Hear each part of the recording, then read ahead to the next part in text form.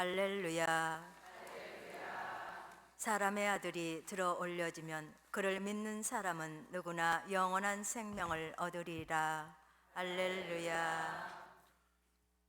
주님께서 여러분과 함께 또한 사제의 영과 함께 요한이 전한 거룩한 복음입니다. 주님 영광 받으소서.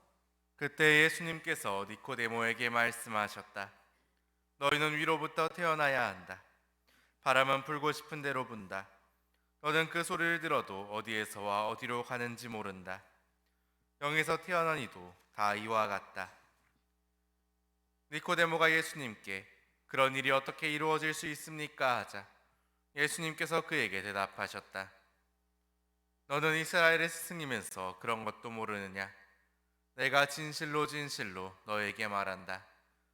우리는 우리가 아는 것을 말하고 본 것을 증언한다. 그러나 너희는 우리의 증언을 받아들이지 않는다. 내가 세상 일을 말하여도 너희가 믿지 않는데 하물며 하늘 일을 말하면 어찌 믿겠느냐?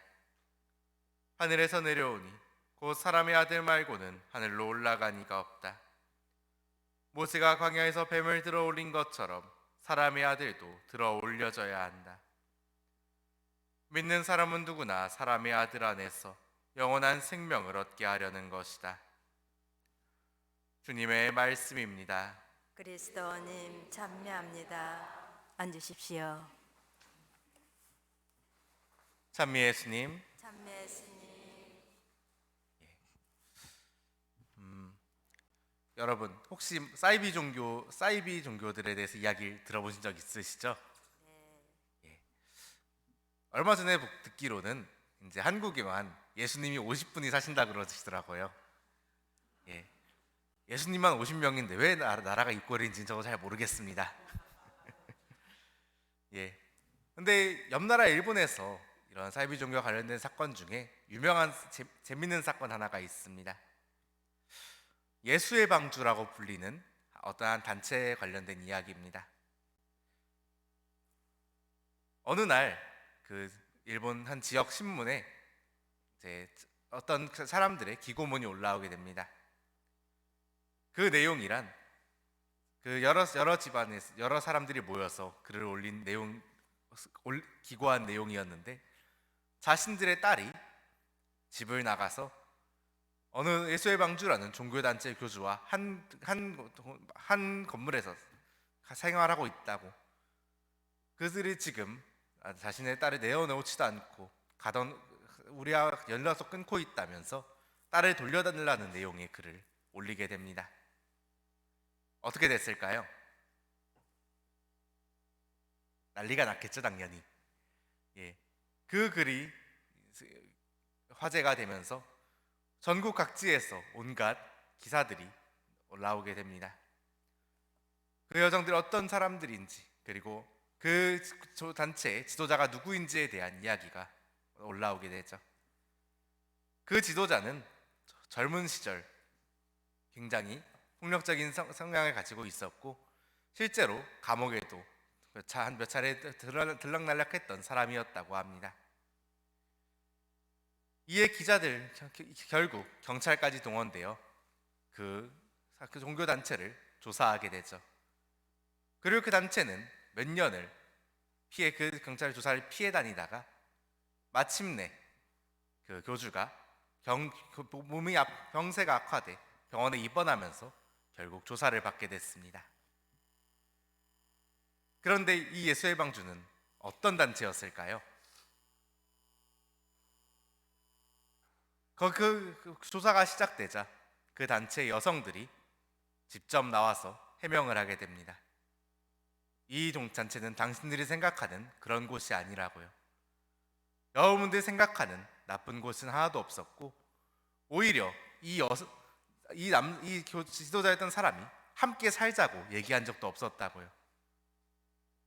가정에서 상처받고 폭력을 당하던 이들이 자발적으로 다 집을 빠져나와 그 지도자와 함께 보호 안에 살면서 정말 경건하고 신실하게 믿음을 실천하며 살던 공동체였다는 것이 나중에야 밝혀지게 되었습니다.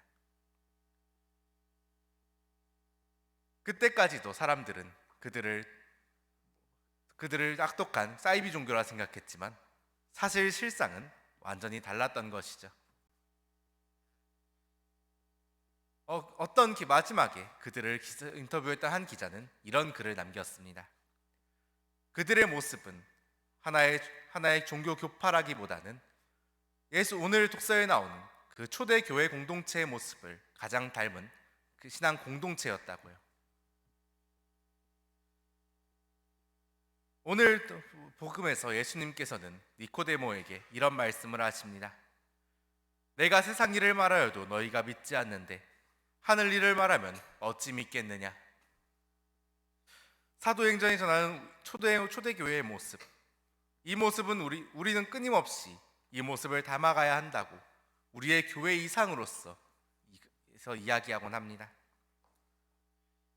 그러나 우리 스스로를 돌아보면 과연 그런 모습이 우리 안에서 실현될 수 있을까라는 질문에 누구보다도 가장 극명하게 부정하는 것은 우리 자신이 아닐까 하는 생각을 해보게 되었습니다.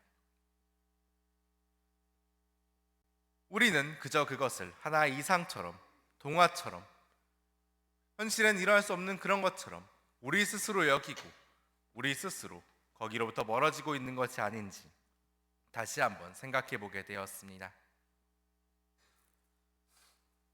어쩌면 우리가 하나님이 니코데모에게 말씀하시는 그 말씀은 오늘 우리를 향한 말씀일지도 모릅니다. 세상 안에서도 이러한 일이 이루어질 수 있다고 믿지 않는데 우리가 어떻게 하느님의 일이 이루어질 수 있다고 믿을 수 있을까요? 우리 교회 안에는 분명 수많은 사람들이 있습니다.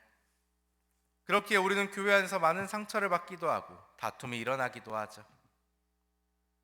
그럼에도 불구하고 그것은 초대교회 또한 마찬가지였을 겁니다. 그럼에도 그들은 한마음 한뜻으로 역사상 가장 아름다운 공동체를 만들어갈 수 있었습니다. 그것은 바로 그들의 뿌리가, 그들의 중심이 한 분에게 있었기 때문입니다.